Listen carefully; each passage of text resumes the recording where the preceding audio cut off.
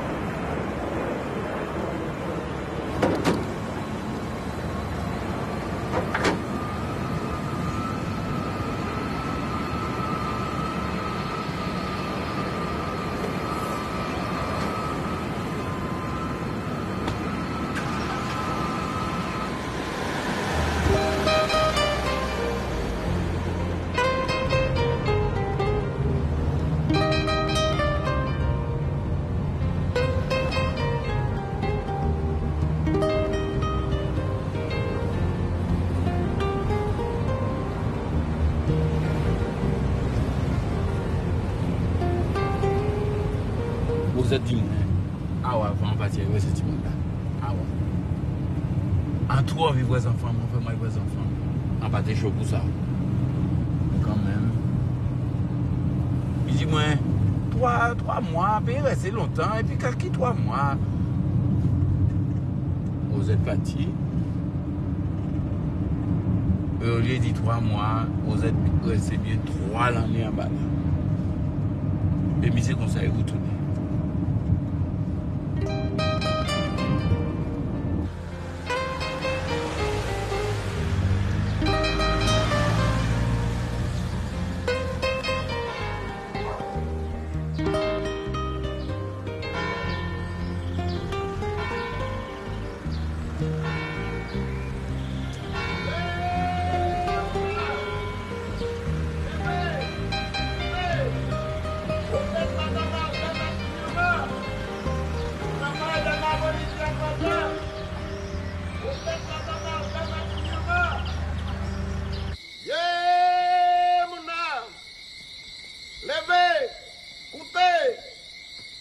Madame Aldana Tignouma.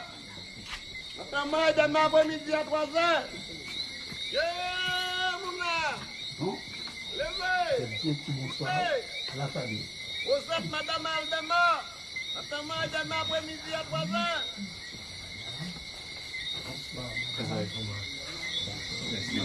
Messieurs et dames, bien bonsoir. Bien bonsoir la Soudoua. Messieurs et dames, bien bonsoir. Bien bonsoir la société. Messieurs et dames, bien bonsoir. Nous braver la main des mains. Messieurs et dames, bien bonsoir. Nous braver la main des mains. Messieurs et dames, bien bonsoir. La belle banjo, moi peux jouer. Messieurs et dames, bien bonsoir. Moi banjo, moi peux jouer. Messieurs et dames, bien bonsoir. Condoléances, Madame Mola. Messieurs et dames, bien bonsoir. Condoléances, Madame Mola. Messieurs et dames, bien bonsoir. Alors, cher ami, Ça va. ça va. Moi, Maouzet, il était 40 ans en France. À pas la rien bateni. Gardez nèg en veille à Ozet. Yekrik. Kaye, Yekrik. Je vous demande à quel honneur je bois ce coup de rhum. Pardon? À l'honneur de Rosette. Bravo. Eh bien, je bois ce coup de rhum à l'honneur de tous les gens qui sont partis par Bibidom et qui sont morts en France, qui sont retournés ici pour les funérailles. Que pour même 4 coups. Ou pas qu'on est pour y aller. Ou Ou pas qu'on est pour y aller. Et comment alors? Yakrik. À quel honneur je bois ce deuxième coup de rhum? Sans souffrance pour tout le monde? Eh bien, je bois ce deuxième coup de rhum à l'honneur des gens comme moi qui ont aussi résisté au petit aller simple de Bibidom. On a toujours été ici parce que Bibidom voulait tout le monde en France pour te tuer. Alors, à l'honneur de moi-même. Messieurs et dames, bien bonsoir.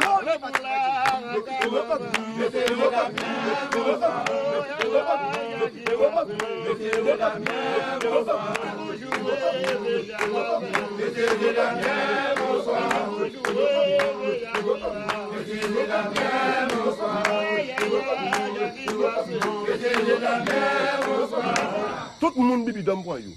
Voyez en France. Voyez en France. Et mon cher, là, vous voyez où ils vont en France. Bibidom ka prend yo. Bibidom ka ba yon petit travail en côté, elles vont petit tout à case tout petit pour tout petit. M'en voyager on connaît ça. Pas parti par Bibidom, m'en voyager. Parler à quoi, moi. Pardon? Vous pouvez finir bouteille là, hein? Un petit bout de qui l'a maintenant. Vous pouvez finir, hein? Ah ben mon cher, misère, moun qui prend Bibidom vrai en France, pas nous non. C'est moun n'a parti, aller simple sans retour. Et là, vous voyez des gens qui comprennent des rosettes, c'est pour ça. Et bien là, vous voyez vivre. Là, vous voyez comprendre d'après, il y a écrit vivre putain, il fait remonter en France tout de suite encore. Et il a dit, j'ai pas pour 3 mois, j'ai vos vacances. Mais Maria, il était vivant à présent. Mais, et Maria à présent. Pas fouiller ici la paille. Mais, vous ne connaissez pas tuer Maria. Vous ne pouvez pas travailler en France, c'est assis contre Rosette. Nous savons ça. Ah ben, regardez là où vous voyez Rosette vivre en France, 3 mois là, nous, on s'en vivre là. Il vit là, 2 pieds devant, tête derrière. Et Marie a mort à présent. La fièvre. Ah ben tout ça, c'est le résultat de Bibidom. Mais Bibidom, tu as pas de monde, on gagne aux autres.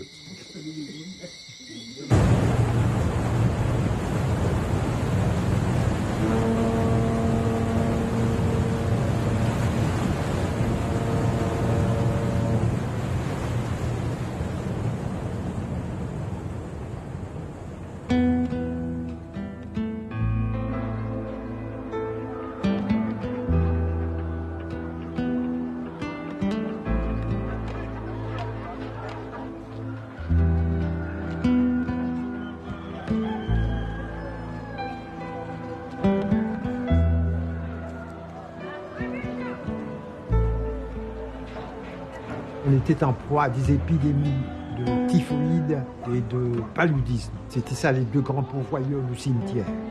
Et tous les jours, c'était des cortèges funèbres, 1 ou 2 cortèges funèbres qui accompagnaient les gens au cimetière, les gens qui avaient succombé à la maladie.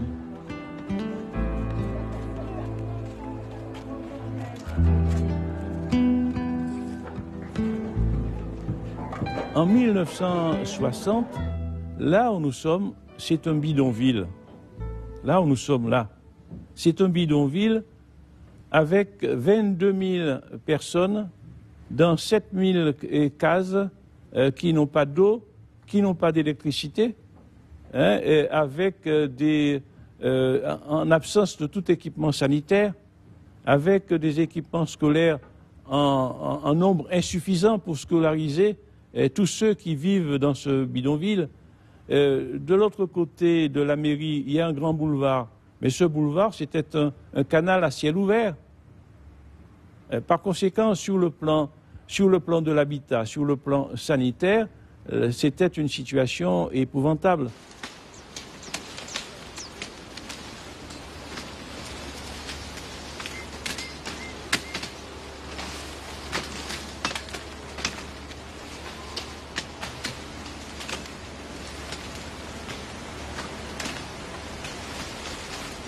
Moi, j'ai été couper la canne à Blanchette, là.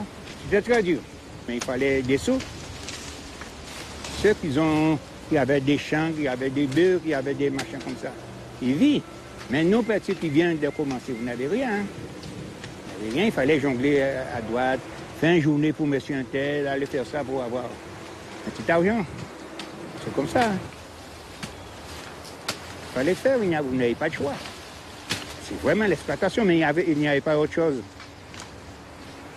Les personnes voulaient augmentation sur les cannes, augmentation sur les transports, enfin, ils voulaient une amélioration.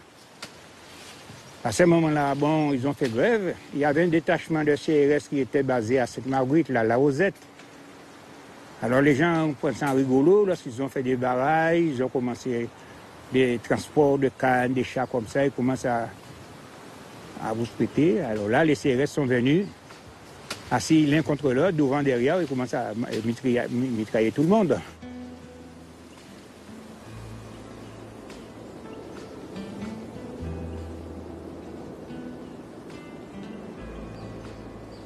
On se rend compte que ce qui faisait vivre la population jusqu'à présent, plus ou moins bien, est en train effectivement de péricliter. C'est l'industrie sucrière qui traverse une période de crise.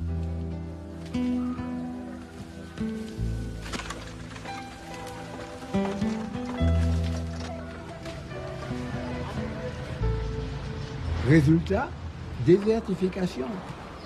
Que faire? plus de distillerie, plus de sucreries. Que devient le paysan? Eh bien, il est parti. Il est parti. Il s'est dirigé vers les villes. Il a squatté les terrains. Il s'est fait aider par les municipalités. Ça a été ça, le grand phénomène.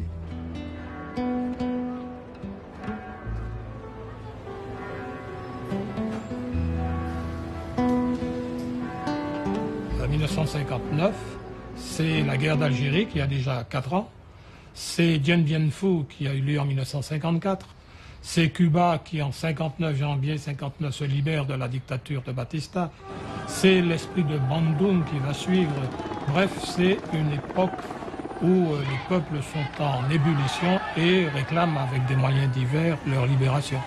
Eh bien, ces facteurs internes, crise sociale, ces facteurs externes ont été le meilleur élément pour qu'explose cette colère populaire et qu'en riposte, le gouvernement français de l'époque ait trouvé comme solution d'écrémer, de déplacer toute une série de jeunes gens, de jeunes femmes dans la force de l'Arche pour les transplanter en France, où à cette époque, l'on avait besoin de main-d'œuvre. C'était les Africains pour le bâtiment, pour creuser les tunnels du RER. Les Antillais, eux, avaient leur place dans les hôpitaux, dans les PTT, la RATP, comme douaniers.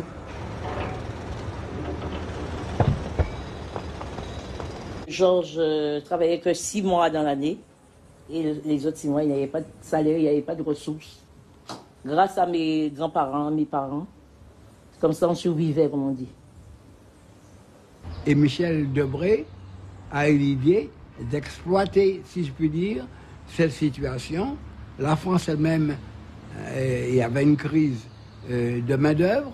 Donc, les paysans martiniquais, les Martiniquais, sans travail, aimablement, on les dirigeait vers la France. C'était presque venir à leur secours. Mais entre nous, c'était quand même un secours bien calculé. Ils arrivaient en France et puis... Je voyais la queue de mes tickets là. Tu vas voir le docteur tout de suite. Hein, bonjour, monsieur, vous n'êtes pas en train d'arriver. Je vais vous donner des tickets. On vous appellera avec ce numéro. Hein. Mon carte postale. Belle rose. Bonjour, va poitrine en moi. Mon cœur est parti. Plombier. Il y a une formation à Lyon pour être plombier. Bonjour, va poitrine en moi. Il n'y a pas beaucoup de place. Mon cœur Bonjour. 33. Alors, qui non? Timothée. Timothée comment?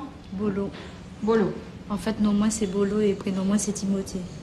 D'accord. Timothée, quel âge as-tu? 22 ans. 22 ans. Est-ce que tu as fait des études? Non. Tu n'as pas de certificat d'études? Non, pas ni rien. Non. Bon. Alors écoute, je te propose ces femmes de ménage. Hein? Il y a beaucoup de demandes. D'accord? Donc tu verras, ça se passera très très bien. On te trouvera un bon patron.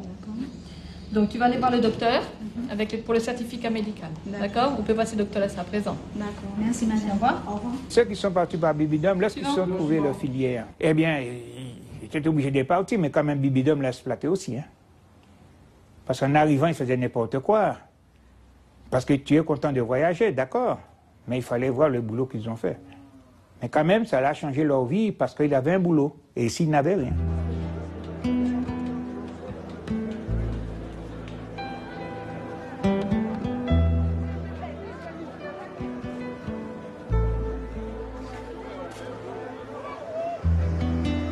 C'était en mars 1960. Il fallait coûte que je rentre. Pourquoi tu voyages? Il dit où? À Paris. Alors là, ça m'a foutu un choc. Il dit, mais comment je vais à Paris? Ben, je sais que la situation ne me permet pas, j'en ai pas un bon. Hein, avec les enfants, alors c'est lorsqu'il m'a expliqué, quoi. Alors c'est pour ça, mais... Heureusement encore, j'avais une chance de lui. Comme je n'avais pas de costume, je suis venu dire, monsieur Socrate, est-ce que vous pouvez faire les costumes pour moi? Je vais t'envoyer l'argent après. Je me rappelle. Dans ce moment-là, il y avait des colporteurs qui passaient, j'avais acheté un tissu. Je dis, ouais, j'ai les tissus, mais comment je vais le faire? Alors c'est pour ça qu'il est venu, s'est trouvé, bon. Et l'argent est venu en mandat, donc je suis venu payer tout de suite. Et M. Socrate était très bien. Et ah oui. Et moi aussi, j'étais soulagé d'avoir payé la dette. En plus, j'avais un peu de dimension de canne, et quand j'avais pas de canne, tout ça me... Non, mais moi, je ne savais pas tout ça. Joli jour, 700 mois, 700 mois, 700 mois. Là, ça, 700 mois, 700 mois, 700 mois. Vini pour demander, vini pour parler, vini annoncer. C'est ces dames, est-ce que ces dames viennent demander la belle, mais aïe pour nous demander.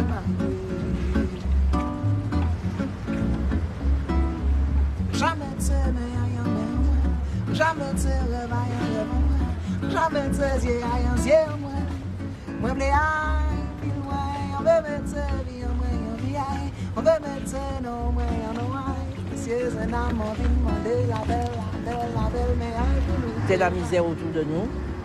Avec 5 enfants à élever, moi qui est enceinte, Georges toujours malade. Il revient de l'hôpital, il fallait coûte que coûte qu'il s'en aille. Je ne sais pas si ce sera pire, mais pour moi, dans ma tête, l'avenir est ailleurs.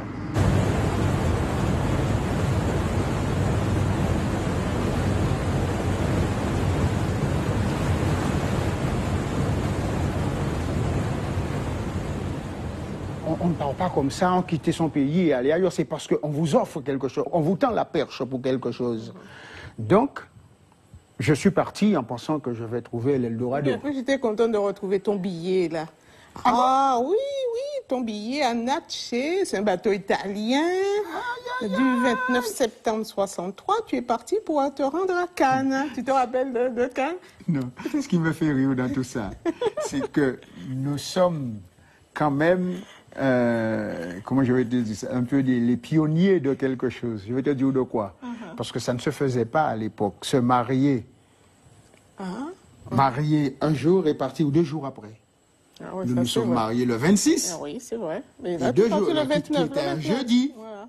Et parti le 29. Je repartais le 29. Ouais.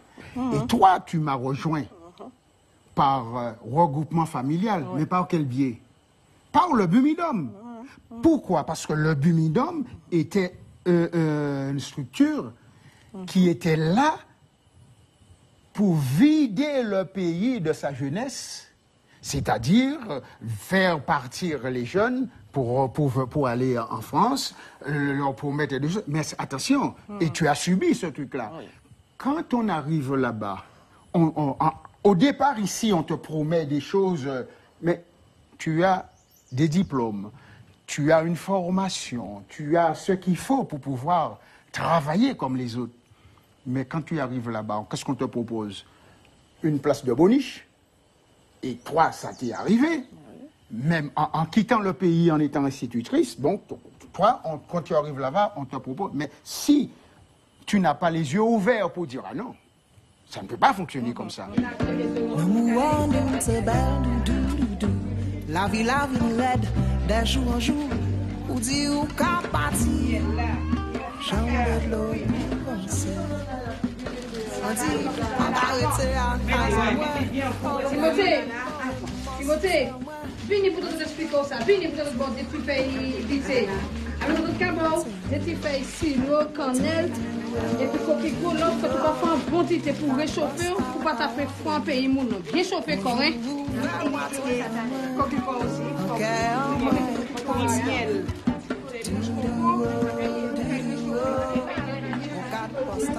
Merci. Timothée. Oui, maman. C'est tard. C'est pour ça porter aller. Hein? C'est pour virer un pays. D'accord, maman. Mettez un bret là-bas, moi. Je vais mettre un bret là. C'est pour protéger. Viens mettre là. Bon. Et arrivez pour nous aller. Attends-moi. Nous aller, c'est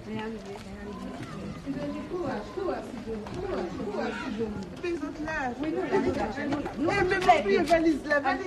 À mon qui prend, il va, mon cher. Après, tu me la capacité de chercher ou la cacher. C'est travail capable de chercher, c'est pas rien, c'est en formation. On va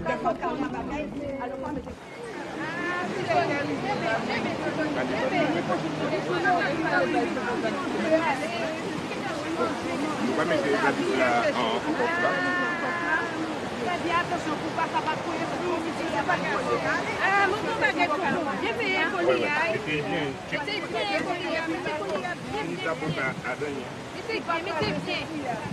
tu m'as fait j'ai bien depuis et puis ou pas besoin que tu comme quand tu fais c'est carrément il y a le mieux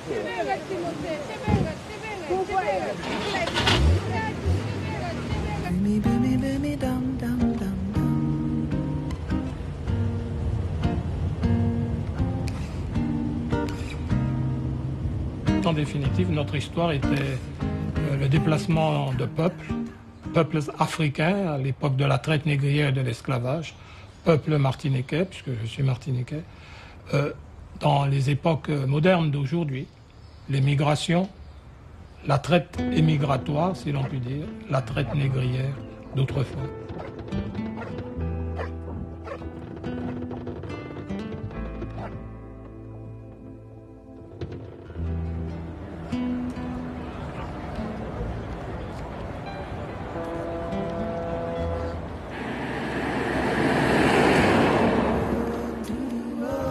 Tonton, si maman malheureuse là-bas, comment elle m'a fait pour retourner ici parce que pas de pièce billet retour. Malheureuse? Ah bah ben. Pourquoi dit ça? Merci. Et puis il faut qu'on travaille pour mettre l'argent sur côté pour payer virer. Mais vous pouvez ennuyer comme oui. On peut espérer. Ça qui est allé, ça qui est allé. Maman, on va content là, hein. Ça fait de fois. Il n'y avait pas de billets retour. Donc, il n'y en avait pas beaucoup qui revenaient. On était très critiqués parce que le rôle migratoire du Bumidum, c'était de vider les DOM de leurs jeunes. Et ces critiques étaient telles que le Bumidum était empêché de toute espèce de publicité et voire même de sa propre existence. C'est-à-dire que, par exemple, vous travaillez au Bumidum. Vous dites que vous travaillez au Bumidum Quelquefois, mais tout doucement. Il ne fallait pas prononcer le mot Bumidum parce que c'était pas bien vu. Maman, on mettait un manteau dans la valise là-bas. Mettez des manteaux, tonton. Pourquoi dit qu'elle fait quand les manques arrivent? Est-ce qu'elle fait frais? C'est juste qu'elle fait frais en France tout bonnement. Ah bon? Là où il faut qu'on mette manteau en l'air, hein, pour pas prendre frais. D'accord, tonton. Et puis si vous sentez au frais, vous pouvez mettre un deuxième manteau en l'air premier. Pas de problème, tonton. Et puis là, vous arrivez là-bas, vous n'avez pas de problème parce que là-bas, ni blanc, bouche à valise. Ah, c'est des bêtises. Je regarde où ça, c'est des bêtises. Ici, vous avez mais là-bas, si vous n'avez pas travaillé, vous avez votre lien. Et puis là où il va là-bas, dans l'école là, travaille bien. Apprendre les leçons bien. D'accord, tonton. Vous pouvez apprendre diplôme, femme de ménage. Et puis, tous les mois, on va payer l'argent à maman. D'accord. Moi, je vais l'argent à Zot, pas de problème. Malheureusement, on en a connu, hein.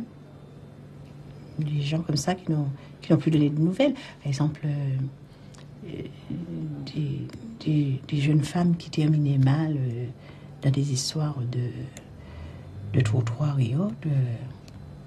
Ah non. Ça, c'est des choses qui ne pouvaient pas se concevoir chez une mère, non. Alors, on tue sa mère, donc on disparaît plus tôt.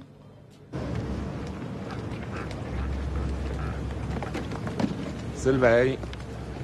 Tout à l'heure, là nous qui arrivons là-bas, on est au bio. D'accord. Mais on pas sérieux. On n'a pas besoin de savoir affaires. On n'a pas besoin de savoir quoi on parti et puis Bumidum, quoi on malheureuse. Bon. Moi ça, tonton, moi ça. Yo qui crier non, yo pas fait l'appel, mais ou pas répondre. Ou pas monter parmi tout le monde, comme si vous étiez un grand voyageur. D'accord. D'accord? D'accord. Et puis, je vais essayer de prendre un billet pour essayer de monter dans les bateaux avec vous. Bonjour, ouvert poitrine en moi, mon cœur en moi est parti loin.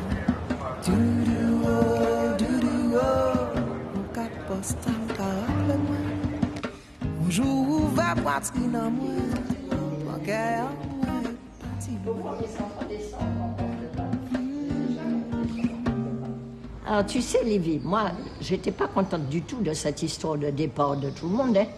Personne n'était heureux de partir. Enfin, les uns étaient heureux de partir. Mais ceux qui restaient... Ceux qui restaient n'étaient pas contents. Il fallait trouver une autre fille, il fallait trouver un autre jardinier. Tout le monde partait. J'étais déjà pas contente avec cette histoire-là. Et puis voilà la petite employée de pharmacie de mon père qui vient me dire qu'elle va partir elle aussi parce qu'elle a trouvé un travail là-bas. Elle sera femme de chambre. Ah, j'ai dit, ben, c'est bien, dans un hôtel. J'ai dit, ah oui, mais dans quel hôtel? Ah ben, je ne sais pas encore. Bon, ben, j'ai dit, fais attention. Fais très attention à cette histoire d'hôtel, surtout. Parce qu'il y a des hôtels de passe. Ouais. Tu ne sais pas ce que c'est. Alors, j'ai tout fait pour l'apaiser, la mettre en garde. Ah, mais non, je vais y aller parce que je sens que c'est là qu'il y a mon avenir. Et personne ne m'empêchera de partir. J'ai dit, bon, ben, fais tes affaires. Et puis, j'ai plus entendu de ces nouvelles. Jamais. C'était très joli pour certains, parce qu'ils s'en allaient sur une route toute droite qui les emmenait au bonheur, à la fortune. Selon eux? Oui. Selon leur vision? Selon leur vision. Et il n'y avait rien à faire pour changer leur idée. On ne pouvait pas les inviter? Non. Ils y allaient, et il y avait au bout quelque chose de magnifique, ils allaient changer de planète, quoi. Et ça, ils auraient dû penser que changer de planète, c'est bien, mais il faut savoir où on tombe et comment on vit après. Parce que la chance, c'est pas de partir, c'est de vivre quand on est arrivé ailleurs. Adieu, foulard, adieu, madra, adieu, grain d'or, adieu, collier chou, doudou en moi, l'icapati, hélas, hélas, c'est pour toujours, doudou en moi, l'icapati, hélas, hélas, c'est pour la vie.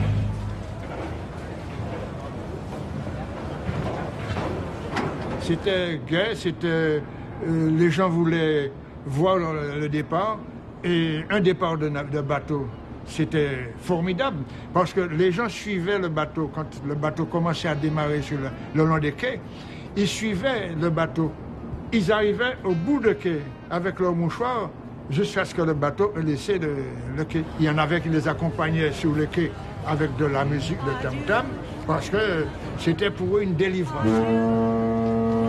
La mère patrie, c'était le rêve.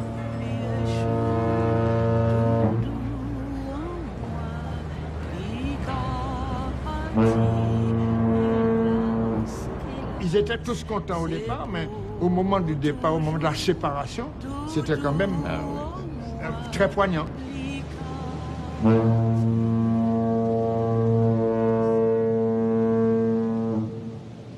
Je dis, mais quand même, laissant ma femme presque 5 ans. J'avais un petit argent, j'ai dit, je te laisse ça. J'avais tué un coup. Je lui ai dit, si admettons la lumière, Gongon est passé pour payer la lumière, je verrai que tu as la lumière. C'est pour ça que je suis parti avec 100 francs en poche. Alors tu commences à réfléchir tout ça. Après, à présent, je commence, bon, au concert à 11h, dîner, dansante, le machin du capitaine. Ça commence à passer un peu. Mais quand même, après, lorsque tu vas pour dormir, quand même, c'est une réflexion, tu as les 5 enfants.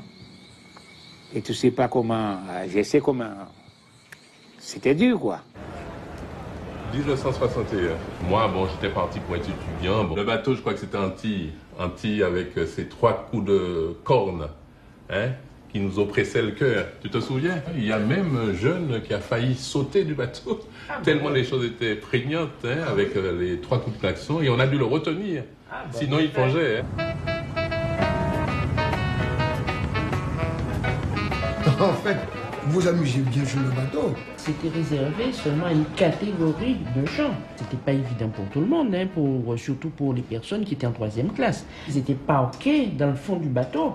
Bon, moi j'avais la chance d'avoir un cousin curé sur le bateau, ce qui fait que j'évoluais entre la seconde et la première. Bon, là, je pense que moi j'ai connu quand même la 3e classe. Et en effet, c'est vrai que c'était pas la joie, parce que les gens étaient sinon parqués, mais enfin c'était pas l'idéal de confort, ni l'idéal de nourriture, ni l'idéal de loisir, parce qu'ils ne s'amusaient pas. Et il fallait qu'ils fassent le mur pour aller en seconde, pour pouvoir, certains soirs, écouter de la musique, etc. C'était quand même assez pénible. La sensation que j'ai eue en arrivant en Europe, puisque c'était l'Europe, c'était ce coucher de soleil ou ce non-coucher de soleil, jusqu'à 10 h du soir, il faisait clair. Alors là, c'était quelque chose qui nous avait beaucoup... Vous partiez en été. Ah, on partait en général en août. Oui, juste avant la rentrée. Ouais, c'est ça. On sortait du Havre, on arrivait à Paris, et arrivait à Paris. La gare Saint-Lazare. On débarquait, et qu'est-ce qu'on retrouvait à la gare Saint-Lazare? Surprise, la Martinique ou la Guadeloupe, parce qu'il n'y avait que des Noirs qui nous attendaient, les familles d'Antillais, etc., etc. Qui arrivaient aussi, et puis il y avait ceux qui étaient déjà sur place. Et toutes ces familles qui venaient. C'était presque un train spécial pour le bateau. C'était un train spécial. Donc il n'y avait que des Antillais qui arrivaient. Et on débarquait là, un petit peu pecno, avec nos valises. Première surprise, donc toutes ces familles qui nous attendaient. Et deuxième surprise, c'est le porteur qui arrivait, qui te prenait tes valises, et c'était un porteur blanc.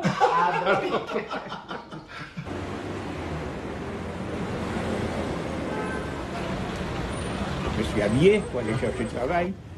Il m'a amené le 11 avenue Parmentier chez Dubois et Fils. En arrivant, il m'a dit, monsieur, voilà mon cousin qui vient d'arriver, je veux que vous l'embauchiez.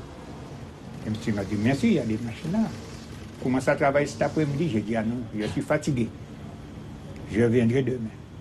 Alors en arrivant chez lui, il m'a donné un costume bleu, un double mètre, un grand manteau qui traînait à mes pieds. Et le lendemain, il m'a accompagné en voiture. Et bien j'ai travaillé. Le mercredi, le monsieur le pointeur est venu parce qu'il fallait pointer. Il demande quelle personne qui veut des avances. Alors moi je dis, allons accompagner monsieur. Avance. Il m'a dit oui, avance, mais si tu es à l'hôtel, il faut bien que tu payes ta chambre. Tu ne peux pas atteindre la quinzaine. J'ai dit, eh bien moi, comment? Je dis, tout le temps. Et le vendredi après-midi, j'ai vu M. Mélion, il m'a donné l'argent. Alors tout de suite, j'étais dans la poste le plus près, c'était Larry Saint-Onge, dans les 3e. J'ai posté le mandat, et j'ai envoyé pour ma femme, j'ai dit, va payer M. Socrate pour moi. Et lorsqu'il a dit ça à des personnes, ils n'ont jamais cru. Il a dit, non, non, non, non, ton mari vient d'arriver, il s'est payé d'or sous le trottoir, et maintenant tu me dis d'avoir de l'argent. Et oui, il n'a pas pris. Eh bien, moi, j'ai reçu l'argent. Ah oui, et très vite, s'il te plaît. Mais je disais, mais c'est pas possible. Ça doit être mon frère qui a dû lui donner, parce qu'il n'y a aucun mot, hein. Il n'a reçu que l'argent. J'étais dans mon hôtel, 26 rue de Picardie, j'avais sa photo, je mets la photo sur table, et chaque jour, je mettais un petit bouquet de fleurs. Même la concierge, la gérante me dit, ah, c'est votre femme? J'ai dit, oui, madame Henri. Elle dit, non, il y a toujours une bonne fleur. J'ai dit, oui, tout ça. Non, c'est vrai, hein? Je suis parti de l'idée que je vais dans un pays en or. Vraiment un pays en or. Mais dès le soir de mon arrivée, il a fallu que je trouve déjà un hôtel. Et à partir de là, c'est l'engrenage. Mais chance pour moi, à cette époque-là, on pouvait travailler assez rapidement. Parce que c'était la fin de la guerre d'Algérie. Et bon, il y avait la main-d'œuvre qui était rentrée en Algérie. Et là, il fallait faire venir la main-d'œuvre d'outre-mer. Et à ce moment-là, on n'avait pas de difficultés tellement, enfin, il n'y avait pas tellement de difficultés pour trouver du travail comme maintenant. Mais le problème, c'était le logement. Eh oui.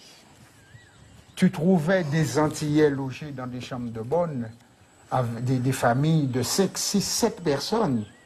Ce que je n'ai jamais voulu faire, parce que je ne sais pas si tu te rappelles, quand tu es venu à ma rencontre, j'étais à l'hôtel, mais une chambre à peu près correcte, jusqu'à ce que j'ai pu trouver quelque chose et faire notre chemin. C'est ça.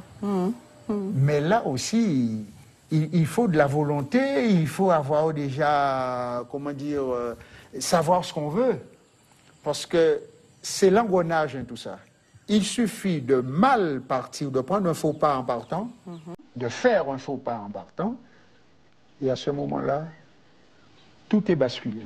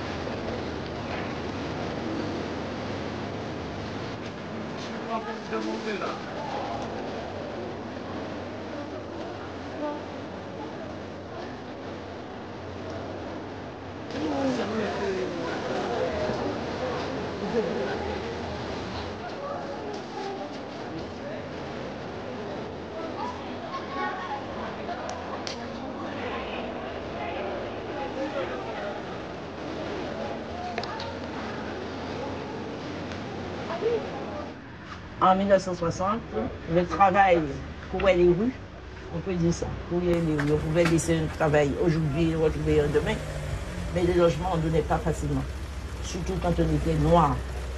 Ah, ça, je peux en parler de vous-même. Ouais. Parce qu'on te dit, oui, vous venez visiter le logement. Et quand on pourrait te voir sur un nom, on dit, malheureusement... On téléphone, on te dit oui, comme ma femme vient de dire. Et en arrivant, il vous dit, oh, mais ce matin, la maison était pleine, mais quand même, ça nous a marqué, hein, à ce moment-là. Et c'est là que ça m'a donné à réfléchir. J'ai dit, tu es plus guadeloupéen que tu es français. Parce que sans présenter ta carte d'identité, c'est la carte d'identité qui nous met sur le plan français. Un jour, on a trouvé quelque chose à Gave-les-Gonesse. Alors, on a pris le train, le métro, et le bébé, il est sous nos bras. En arrivant, soit c'est la rue de Péplier, on monte, le gardien nous ouvre la porte, il nous fait visiter. Et qu'est-ce qu'on a fait? On a mis l'enfant dans son sur une serviette de toilette par terre, on visite. Je regarde derrière moi.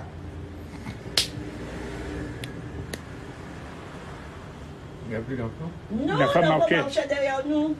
On ne savait pas quand notre enfant marchait. L'enfant marchait? C'est vrai. Parce que marchait. Là, on était, il ne pouvait pas descendre. Il s'est mis à pleurer, mon mari. Il s'est mis à pleurer, mais j'ai dit... Mais jusqu'à poser un début, c'est vrai. L'enfant marchait dans le... Non, on ne savait pas, parce qu'il n'avait pas de place pour le mettre. Et en arrivant pour visiter la maison, ma femme le met sur une serviette, et je regarde derrière moi, quand je vois, et Marie-Josée qui marchait. Et c'est le manque de place qu'on a fait, qui a fait que s'il ne savait pas que l'enfant marchait.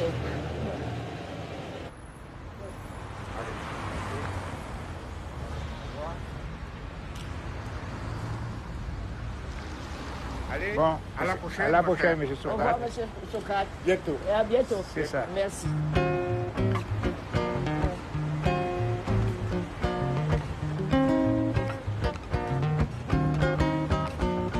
Au revoir. À partir du moment que tu es noir, que tu es arabe, que tu as ton étiquette, tu peux avoir ce que tu veux. Tu peux être monsieur X ou monsieur Y. Tu as ton étiquette dans le dos. Je suis un nègre. Quand je suis arrivée avec toi, quand je suis arrivée à notre hôtel, j'ai senti tout de suite que j'étais différente. J'ai senti tout de suite que j'étais différente. De par ma couleur de peau, tout simplement. Non, je me sentais différente. Donc la question d'être française, je pense que très rapidement, c'est ça qui a prévalu. Je ne me sentais pas réellement une vraie française.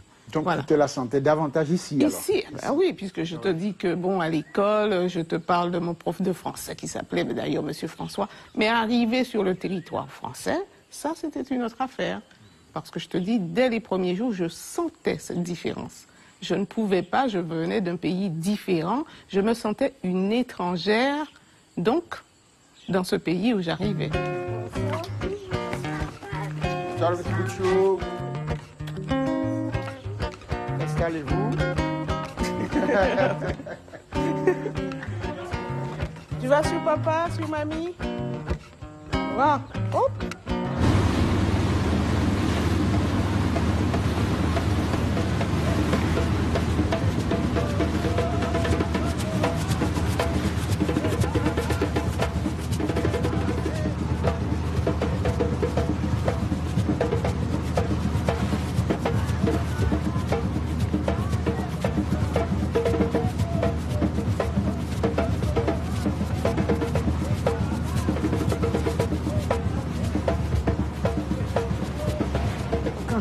À notre parcours, je ne peux pas ne pas penser à quelqu'un comme le père Lacroix. Il nous a permis quand même à redécouvrir notre pays.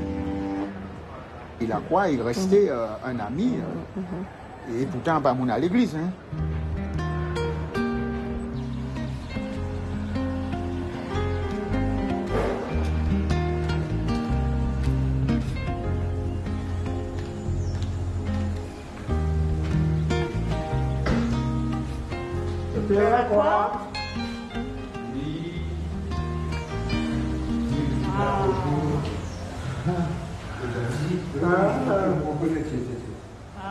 Dans la tête ici, là.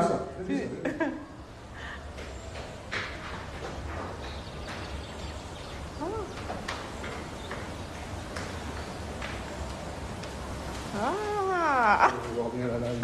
C'est Faustina. On va attendre. Clérance, tu viens de la musique, n'est-ce pas? Oui. Voilà. Qu'est-ce qui vous... Le moment de visite, vous êtes à Marie-Galade? Mais depuis le temps qu'on a envie de te voir. On ne s'est pas vu. Non, c'était tout naturel. La migration, c'était une expatriation, quoi, qui avait un caractère, qui était ressenti, vécu comme durable, comme important. Aujourd'hui, la migration s'est banalisée beaucoup, ce qui ne veut pas dire qu'elle ne crée pas aussi des dégâts. Hein. Que de fois j'ai fait une expérience. Tu invites les gens à la fin de la messe quand les Antillais restaient au moment où discuter. Alors les gens viennent, puis au bout de 5 minutes, tu t'aperçois qu'il y a les vieux migrants d'avant le Bumidum, pour qui le voyage c'était une aventure, c'était une réussite, c'était le Far West. Enfin, et puis les gens qui avaient migré après le Bumidum, avec l'interprétation immédiatement que c'était des exilés, quoi, pas des déportés, mais enfin la nouvelle traite, avec une certaine aigreur. Et bien entre ces deux groupes de personnes, la conversation, l'échange était extrêmement difficile, pour ne pas dire impossible. Parce que la signification sociale dans leur vie était diamétralement opposée. D'une part, la mère patrie, c'est la promotion, c'est la liberté, c'est la réussite, c'est l'humanité, quoi. Et d'autre part, la migration, c'est un piège, etc. Et ça m'a emmené à vouloir essayer de faire face au problème collectif, un problème de société, de cette société de migrants. Et je me suis aperçu qu'il y avait une histoire de cette population post-Bumidum qui émergeait petit à petit et qu'il fallait essayer de proposer un miroir, un lieu de réflexion, un lieu de conscience, quoi. Et j'ai essayé de faire réaliser dans ce sens-là.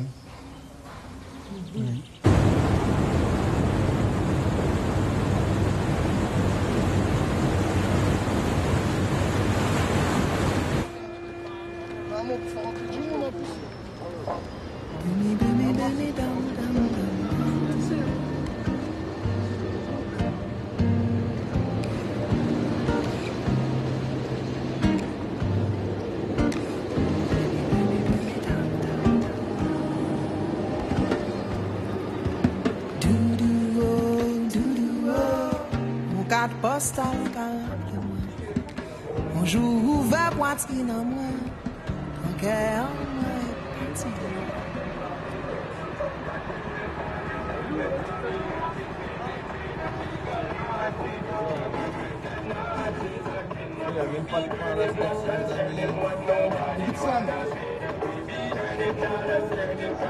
Mais toi, t'as dû dire dans la 4 fois, mais hier, il a compte pas pris mon rêve.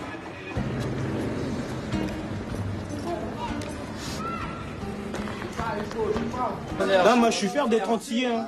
Mais c'est vrai que, tu sais, c'est pas une souffrance, mais c'est vrai que t'as la rage un peu. Toi, t'as la rage un peu quand même. Toi, faut pas se bluffer. Moi, je sais que des fois, j'ai la rage, toi. Est-ce que tu crois que ma mère, elle savait même qu'un jour, elle allait vivre dans un quartier et que tout le temps, il y a les keufs qui passeraient, que s'il te casse les couilles pour un oui, pour un non. Tu vois ce que je veux dire? Jamais de la vie, elle se serait dit ça. Elle s'est dit quoi? Je vais venir en France. Je vais faire ma vie, peut-être que je repartirai là-bas. Après, elle a vu qu'elle ne pouvait pas repartir là-bas, parce que le plan avant, c'était quoi? C'était venir travailler en France, par exemple à la Poste ou quoi, et après de là, tu essaies de faire une mutation pour les Antilles. Moi, je suis né en France, quand je vais aux Antilles, tu vois, moi, je suis bien chez moi. Là, je vais pas te mentir, mais je vais rester 2 mois, à un moment, j'ai envie de revenir en France. Tu vois, parce que voilà, c'est mon décor, c'est là où j'ai grandi. Bon, je suis habitué tout aux gens et tout, tu vois, mais je suis bien là-bas. Ah ouais, moi c'est le contraire, mon vieux. Moi tu me dis, tu me donnes un billet au bled, boum boum bam. Je fais le bagage, je marche, mon pote. Mais moi quand je te dis, tu vois, maintenant après c'est un mec, après c'est mec, c'est pas parce que si le crinri, moi je me vois pas vivre au bled que je suis pas un Renault quoi. Moi je suis juste réaliste. Le mec, les gens au bled, ils ont une mentalité très très très différente, mec. Bah ouais, c'est pas ce que je veux dire. Mon pote, c'est la même chose. Tu vois, c'est pas le même délire. C'est dire voilà, moi je me sens plus libre en France personnellement.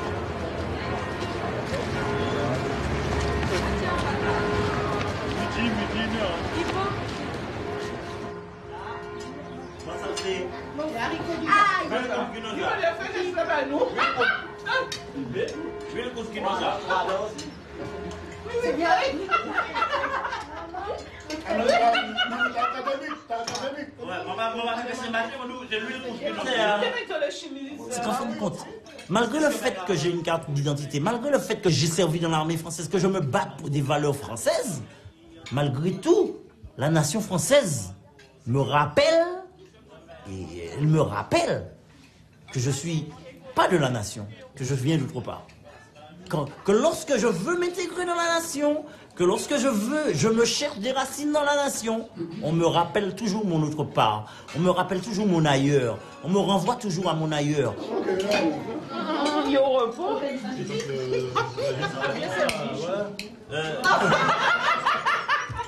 J'ai des trucs profonds qui me viennent de l'esclavage. Même des 200, 300 ans après, 400 ans après, ce sont des choses profondes qui sont là aujourd'hui, ancrées dans ma communauté, qui sont issues de cette période-là. Même quoi qu'on dise, quoi qu'on fasse, nous avons des comportements, nous avons été modelés à travers ça, à partir de ça. Et que la nation ne le reconnaisse pas, mais je sais que c'est ce qui m'a modelé, c'est ce qui m'a fait. Donc, il faut, la nation, pourquoi elle ne reconnaît pas? Pourquoi elle ne veut pas reconnaître? Elle ne veut pas me reconnaître?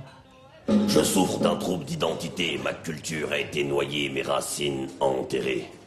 La langue que parle ma grand-mère a été cousue à mon palais pour que je ne puisse la parler. Négritude, créolité, des mots barbares qu'avant je ne pouvais prononcer. Ils ont fait passer une langue pour un dialecte ou un baragouin. Ce sont des peuples sans mémoire, donc sans futur que l'on obtient. Car si tu ne sais pas d'où tu viens, à quelle grande famille tu appartiens, tu ne peux pas évoluer et t'approprier les richesses des tiens. C'est la pauvreté de l'âme, comme l'asphyxie provoquée par la compression du visage dans un coussin. Sans air, pas de racines, sans racines, pas d'arbre, sans arbre, pas de vie. Je ne sais si j'aurai la force de la ma recherche aujourd'hui. Ce qui est incroyable aux Antilles, c'est que on a appris la honte de soi-même et la différence. C'est-à-dire qu'aux Antilles, il y a cette histoire de, quand je discute avec maman, ça me fait rire, du pot chapé. C'est-à-dire qu'à la génération de ma maman, le rêve, c'était de se marier avec un homme blanc pour que l'enfant soit clair de peau. Donc, vous voyez à quel point c'est arrivé. Donc c'est grave. Ouais. Aujourd'hui, il y a une génération qui est au courant de certaines choses. Donc, qui n'ont pas peur aussi de dire. Parce que la génération de ma maman, déjà, elle n'avait pas ces connaissances-là. Et ils ont grandi dans un autre comportement, c'est-à-dire plus de pas raser les murs, mais accepter ce qu'on leur donnait déjà, c'était bien. Et à l'arrivée, peut-être qu'aujourd'hui, c'est ce qu'on veut nous faire croire aussi. Vous restez à votre place, vous prenez ce qu'on vous donne déjà. Mais aujourd'hui, nous, non. Parce que nous, on n'accepte pas. On veut autant de choses qu'il y a, c'est tout. Et on veut la vérité. Et je crois que c'est peut-être ça qui dérange, peut-être. J'ai jamais eu de problème, je dirais, identitaire. Parce que moi, en fait, je pense que c'est dû aussi au fait que ma mère l'a jamais eu. Moi, j'ai eu de la chance quand je suis arrivée ici. Je suis partie des Antilles et j'avais déjà une cousine qui résidait déjà en métropole. Et elle m'a trouvé du travail. Alors, quand je suis arrivée ici, j'étais nourrie, logée. Et je leur avais promis que maman part en métropole pour travailler, pour faire des économies. Et après, je reviendrai vous chercher. Et cela a été fait, grâce à Dieu. Bonjour.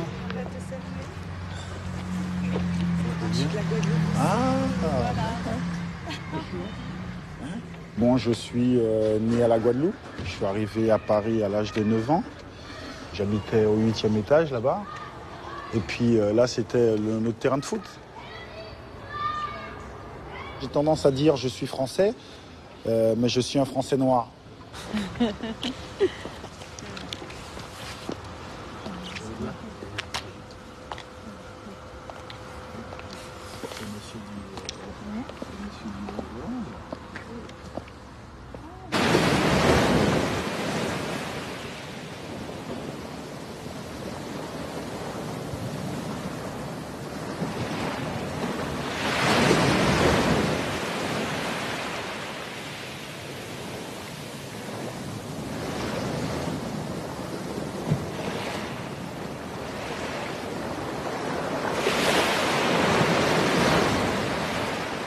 C'est quoi l'identité? C'est l'histoire, c'est la langue, c'est la culture.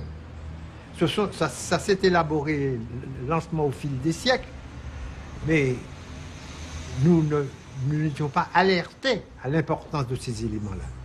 Et c'est seulement sous l'étincelle de la prise de conscience de l'aliénation que nous nous sommes rendus compte qu'il fallait que c'est déclenché un processus d'identification. Il y a une identité. Il y a une culture.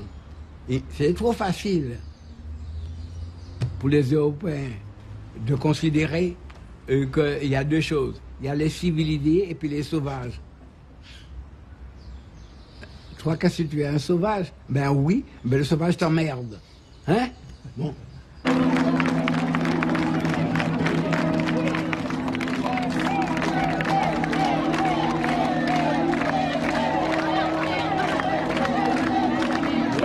Basse-Pointe d'accueil Aimé Césaire. Des applaudissements pour notre Aimé Césaire.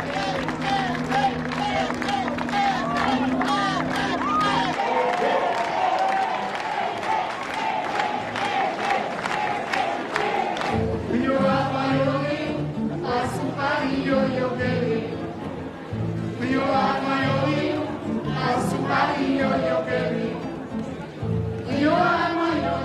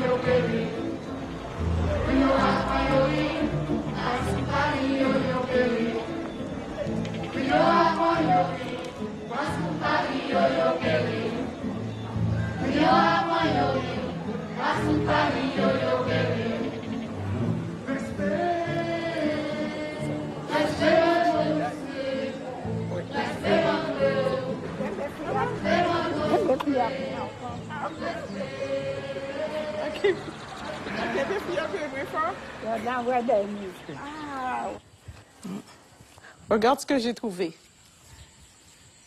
Je vais lire quelques passages. Ça, c'est un bulletin qui s'adresse aux coloniaux, comme ils disent ça, des établissements Henri Sisco. Donc, 1963. Tu te rends compte? Alors, pour les gens, les Français de France, les coloniaux, qui veulent venir dans des pays tels que, en fait, les territoires de la communauté, comme ils disent. L'Afrique du Nord, l'AOF, Madagascar, Antilles, Océanie. Alors voilà ce qu'ils disent. Vous êtes attirés par le charme de nos belles colonies et vous êtes en cela bien inspirés, car elles vous offrent, par leurs vastes possibilités, l'assurance d'une vie plus large et certainement plus agréable que dans la métropole. En effet, sous un climat bien souvent plus doux et assurément plus enchanteur, aux larges horizons, où toutes les activités vous sont offertes, vous pouvez vous tailler une vie heureuse et vous assurer un avenir que vous n'auriez probablement jamais pu espérer jusqu'ici. Alors, tu sais, ça me fait penser à Césaire, quand il a parlé de génocide par substitution, puisque nous, en revanche, on nous faisait partir. Au lieu de donner aux familles antillaises les mêmes prestations et au même niveau que celles qui étaient servies aux familles métropolitaines, on estime qu'une partie de ces prestations de la masse des prestations qui devaient revenir à ces familles, eh bien, seront détournées pour justement créer ce mouvement migratoire, pour créer également la maternité consciente, notamment. On a un problème de déficit de démographie en France qu'on comble avec cette émigration, mais sur le plan local, on a un problème d'excès sur le plan démographique qu'on va essayer de modifier, d'une part en émigrant de force une certaine portion de la population, mais également en influant, en agissant sur la procréation. Alors, il fallait de l'argent pour pouvoir faire cela sur place, et une partie de ces prestations qui devaient être servies aux familles sont détournées pour cela. Nous nous sommes rendus compte que les places laissées vides par les Martiniquais, souvent à la demande même du Buidom, elles ne sont pas restées vides. Les places, les Martiniquais étaient partis, mais ils ont été remplacés par qui? Par d'autres. C'était des métropolitains. Dans par conséquent, il s'agissait bel et bien d'une substitution.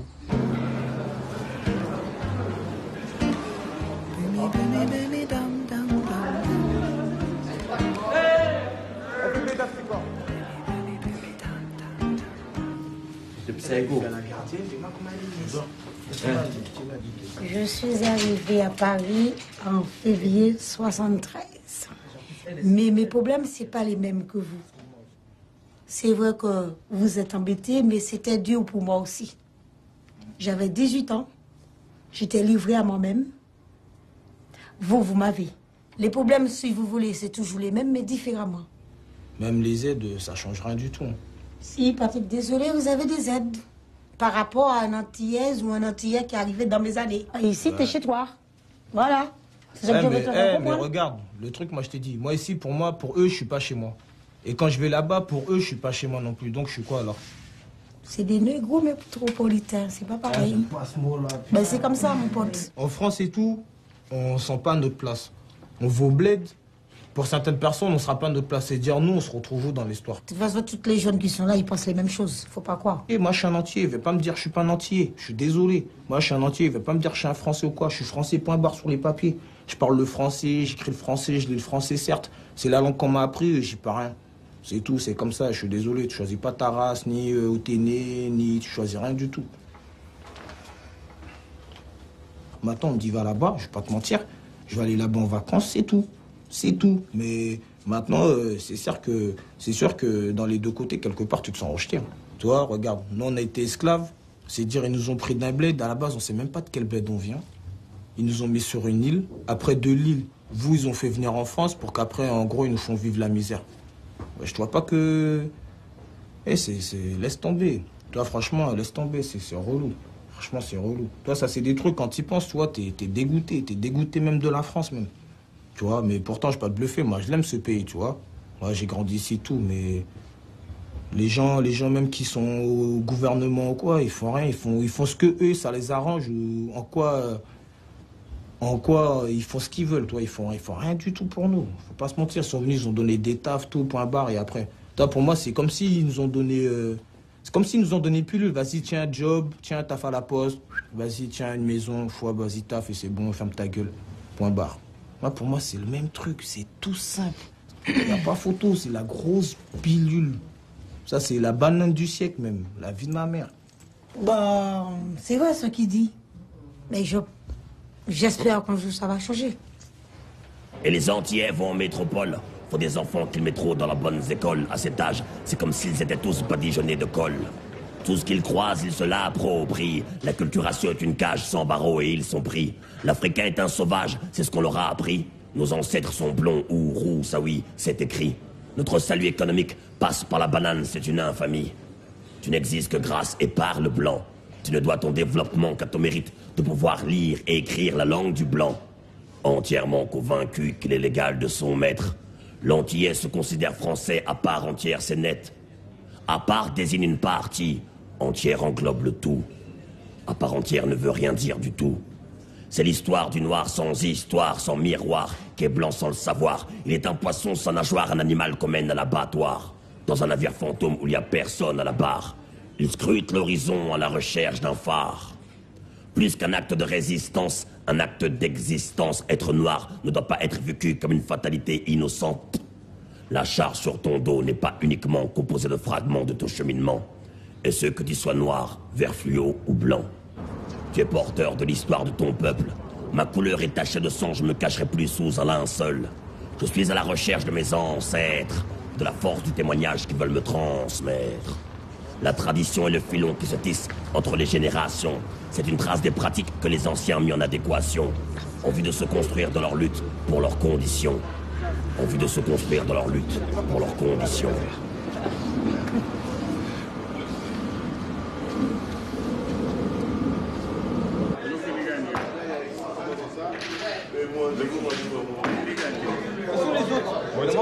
Retiens. J'en ai 8. Ah ouais, yes, ok. Petit malin.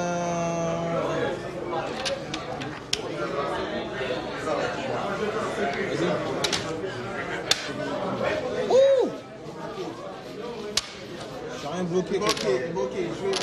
Je vais jouer à ça. T'as boudé, Nico. C'est pas joué, toi. Ça fuck, toi. C'est pas joué, là. Mais non.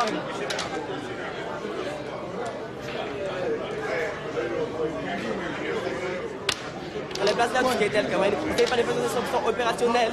C'est dans le sol. Pas tous les disques, les mois dans l'ensemble, ma café sauté, ma cheveux ne pas s'agresser dans ça. Montre à Simon Tala qui ont des c'est pas G.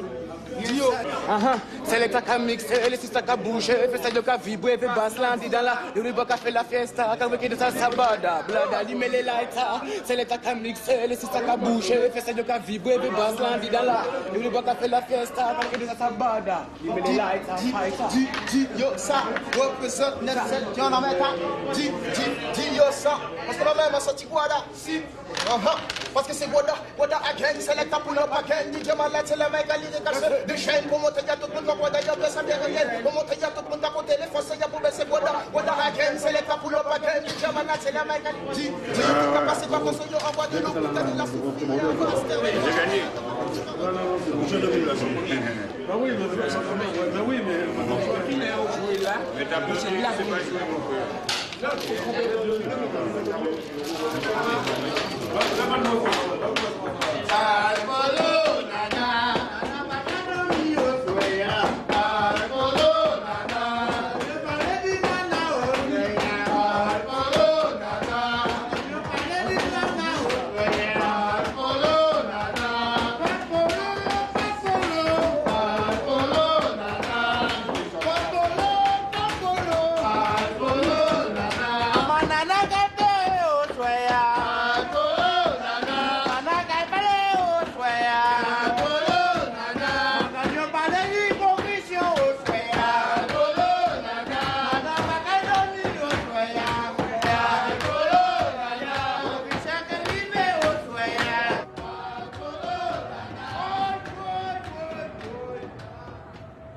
Les que nous ensemble. Les que nous ensemble.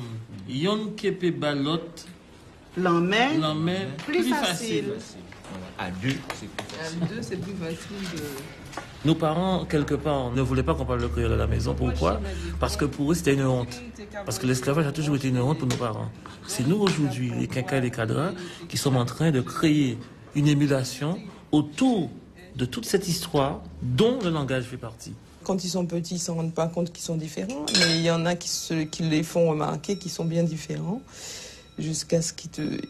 Maman, on ne veut pas que je joue avec telle personne parce que j'ai pas la même peau. Maman, comment ça se fait que j'ai pas la même peau que... Est-ce que je suis blanc? C'est des questions qu'on pose. Hein. Est-ce que je suis noir? Est-ce que je suis blanc? Mais pourquoi tu es noir? Pourquoi papa n'est pas blanc? Mais c'est des choses qui sortent comme ça hein, dans la bouche des enfants. Donc là, ils se rendent compte qu'ils ne sont pas pareils.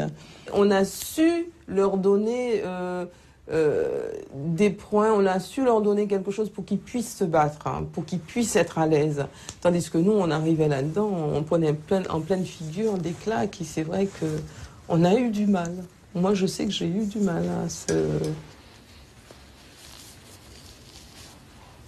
Oui, ça a été aussi le non-respect. Blanche-Neige, je sais pas, mais quand on m'appelait Blanche-Neige, j'aimais pas du tout. Quand j'étais toute petite, je lui demandais, papa, comment t'as fait pour venir en France? C'était toujours très court ce qu'il me racontait en fait. Ben, je suis venue pour travailler chez ma marraine.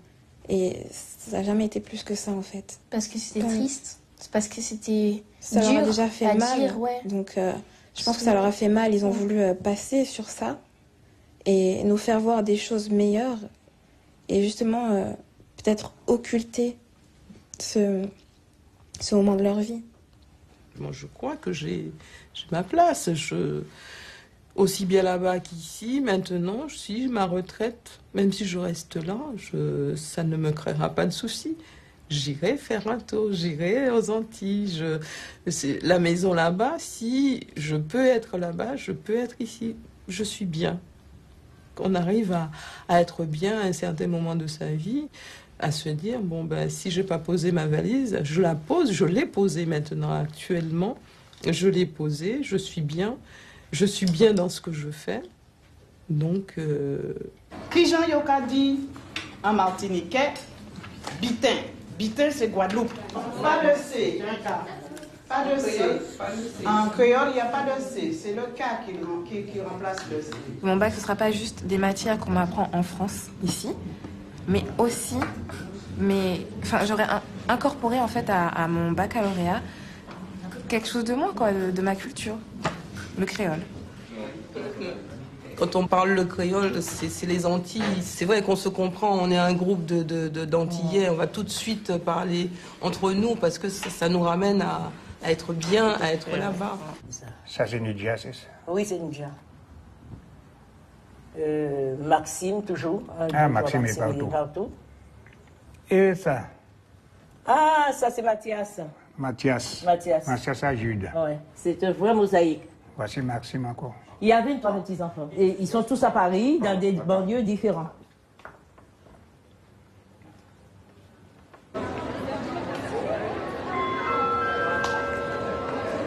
Mesdames, Messieurs, nous vous rappelons que nous embarquons le vol Air France 653 destination de Paris Orly-Ouest et que nous invitons les passagers ayant les sièges numérotés des rangées 40 à 67 à se présenter en porte 8 à 1.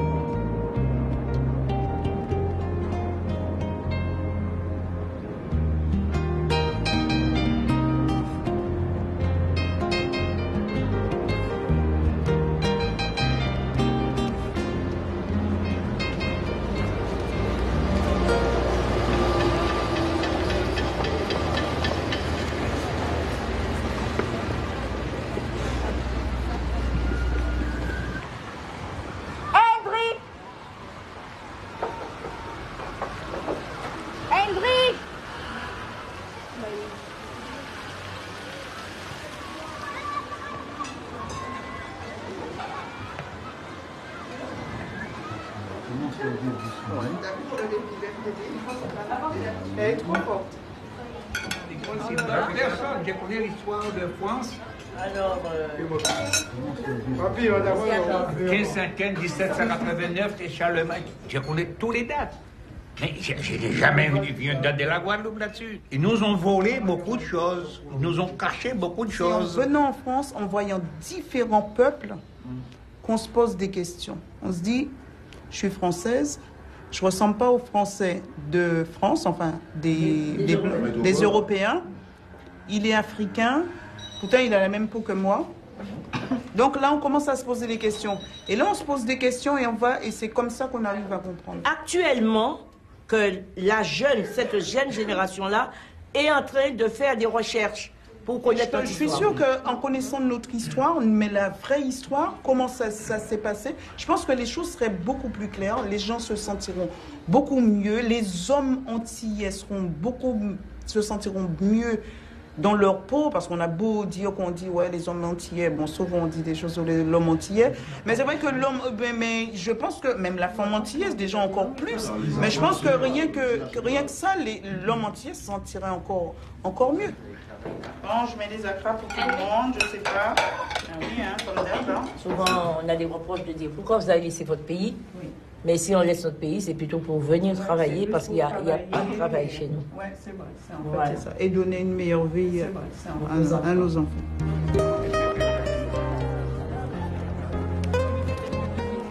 C'est le jour que je me marie. Georges, il a attendu une heure. Il nous a téléphoné, hein?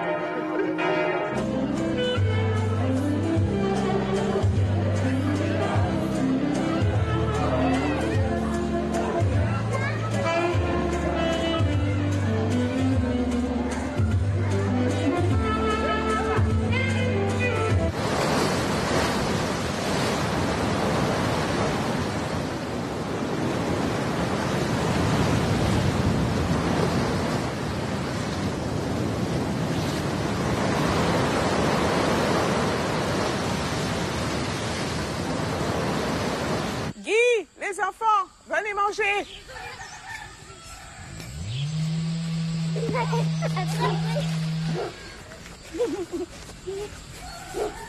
Allez, venez, monsieur Yann. Venez chez vous. Allez. Je travaillais en France, mais je vivais en Guadeloupe.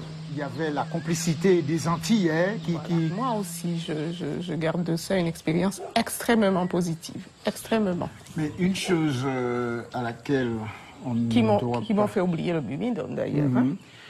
Qu'on ne doit pas oublier et qui nous a permis aussi de vivre notre vie vraiment comme il faut en France, c'est-à-dire comme je ne parle pas sur le plan matériel, hein, ça c'est mais je parle sur le plan moral. C'est le militantisme. Le militantisme au niveau, que ce soit syndical, politique ou culturel. Parce que moi, je sais que mon parcours avec mon syndicat, qui je n'ai pas de honte de le dire, la CGT, m'a appris beaucoup de choses. Même avec, comment dire, le côté politique aussi, ça m'a appris beaucoup de choses. Tiens. Merci. Je suis content d'avoir vécu presque 40 ans. Ça m'a apporté un plus, un gros plus. Je ne sais pas si tout le monde veut dire pareil que nous. Mais c'est ce qu'on a subi. On avait la solidarité des Antillais, des Antillaises, des Noirs, quoi. Celui qui n'a jamais voyagé ne donne pas cette même valeur. Là, on ne pouvait pas dire qu'on était en France, on croyait qu'on était même aux Antilles. Ah non, on était aux Antilles. Boudin, Accra, Rouco Rouge, Cabri, tout ce qu'on voulait.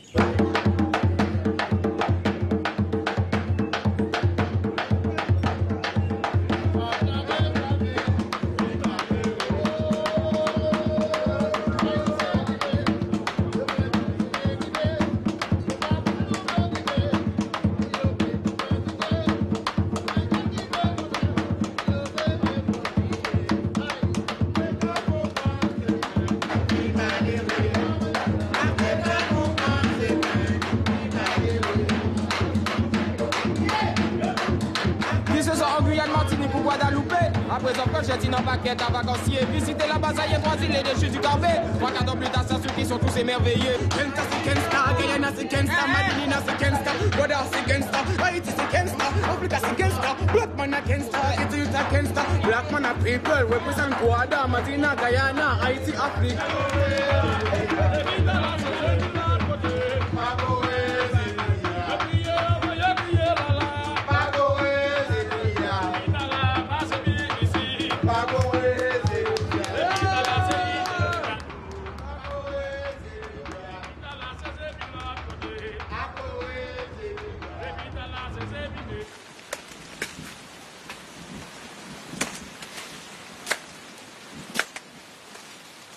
J'étais partie dans un but bien déterminé. Ça n'a pas été pour moi un déchirement parce que je disais, on part, mais on reviendra. J'ai travaillé et je suis retourné. Et j'avais dit, je vais travailler, mais je retourne chez moi pour la retraite. Et c'est ce qui est arrivé. J'ai dit, je vais travailler en France. Mais lorsqu'on arrive à l'âge de la retraite, si Dieu me prête vie, je retourne dans mon pays. Et quand on est arrivé, le seul empêchement, c'était les enfants. Parce que je suis partie avec bon courage, mais quand je suis arrivée à 2, je ne vous dis pas, la vie à 2, j'ai dit, c'est pas vrai, quand j'ai ma maison vide, j'ai personne pour parler. Parce que mon mari n'aime pas trop parler, puisqu'il me trouve que je parle trop. Mais, oh là là, j'ai dit, c'est pas possible, je ne peux pas vivre comme ça. J'ai dit, je vais retourner. Moi, je me défoulais au jardin. Tandis qu'elle était après le ménage, je commence à réfléchir. Crise, c'était la crise, hein. Il est dans son jardin, je descends, je lui dis, Georges, je pars, hein, il faut que je parte, il faut... J'étais au bout du rouleau, hein. Parfois, je pensais aussi à mes enfants. Mais j'ai dit, il faut te faire une raison. Tu es à la Guadeloupe. Tu as tes animaux, tu as mes bébés, je lâche les chiens l'après-midi pour promener avec. Quand je ne pouvais pas tenir, ils m'ont fait des cassettes, ils m'ont envoyé des cassettes vidéo que je regardais. Un bon moment, ça tient, mais après, ça ne tient plus.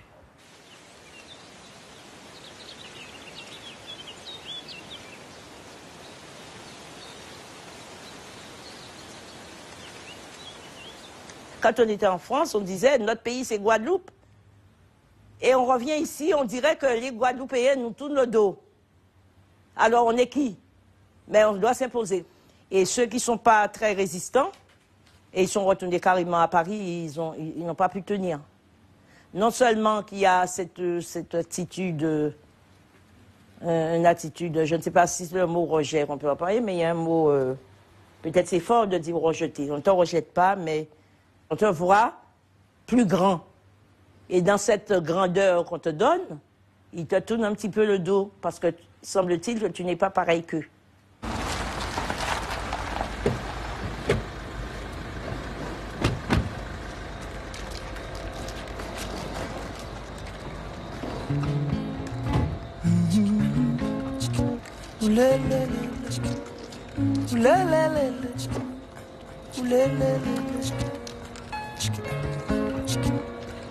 Délier les pieds, délier les pieds, déchaîner la langue. Tout ça ne sert à rien si tu es paumé partout étranger, partout étranger. Maçon carnaval, ou peut pas brûler Varval, ou c'est maçon qui aille, ou c'est maçon qui est avant. Tout étranger. Étranger.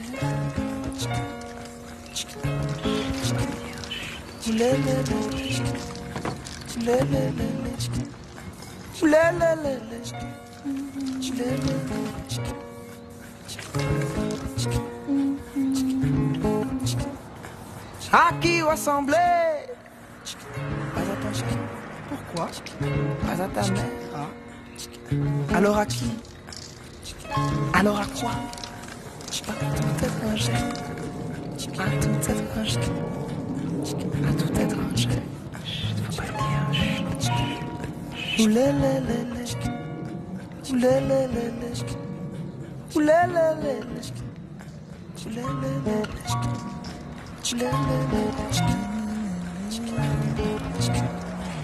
Déraciné, perdu, mal transporté, déçu, déraciné, perdu.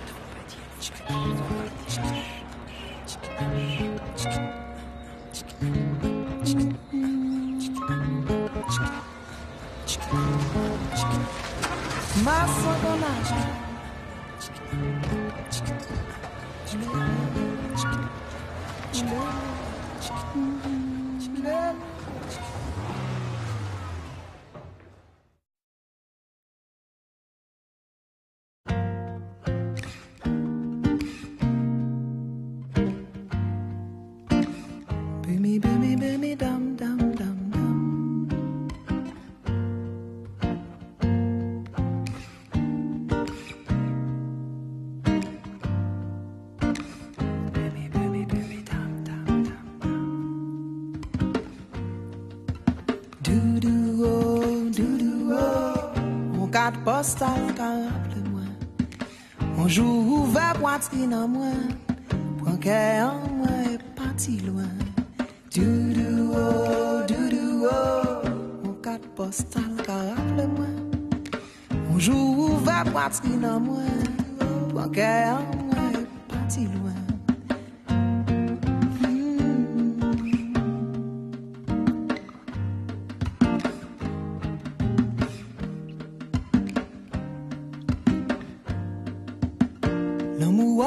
C'est belle, doudou. La vie raide, d'un jour en jour, ou dit ou qu'à partir. Chambre de l'eau pour penser. On dit, on va arrêter à case en moi. On veut vivre, on veut mort si terre moi. On dit, on veut arrêter. La lombrique en moi, c'est doudou oh. Mon carte postale, rappelez-moi. Bonjour, ouvert poitrine en moi, mon cœur en moi est parti loin. Doudou oh, mon carte postale rappelez-moi. Bonjour, ouvert poitrine en moi, mon cœur en moi est parti loin. On sentit, on douleur, on vente en moi, électricité qu'apprend, corps moi. On dit, femme là, on vit faire un petit chabin.